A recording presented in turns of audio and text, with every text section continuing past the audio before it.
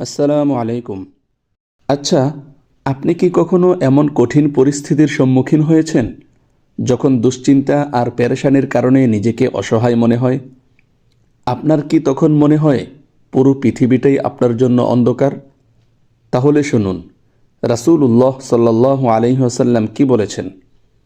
আল্লাহর নবী সাল্লাল্লাহু আলাইহি ওয়াসাল্লাম আমাদের এমন একটি দোয়া শিখিয়েছেন যার ফজিলত অনেক বেশি, এবং বিপদের সময় এই দোয়া পড়লে বিপদ থেকে পরিত্রাণ পাওয়া যায়। তাই দেরি না করে চলুন দোয়াটি শিখে নেই। হাসবি আল্লাহু লা ইলাহা ইল্লাহু আলাইহি তাওয়াক্কালতু ওয়া হুয়া রব্বুল আরশিল আযীম। আমি দোয়াটি আবারও পড়ছি। হাসবি আল্লাহু লা ইলাহা ইল্লাহু আলাইহি তাওয়াক্কালতু ওয়া হুয়া রব্বুল আরশিল আযীম।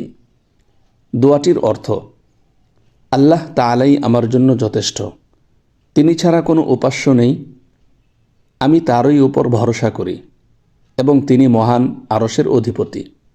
প্রিয় দর্শক, এই সেই দোয়া যা কষ্টের সময় সাহাবীরা পড়তেন এবং রাসূলুল্লাহ সাল্লাল্লাহু আলাইহি ওয়াসাল্লাম নিজেও বিভিন্ন বিপদের সময় এই দোয়ার মাধ্যমে আল্লাহর উপর ভরসা রাখতেন।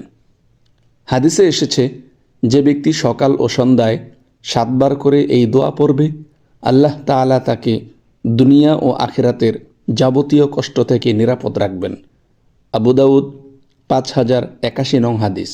প্রিয় দর্শক, আজই ছোট্ট এই দোয়াটি মুখস্থ করে ফেলুন।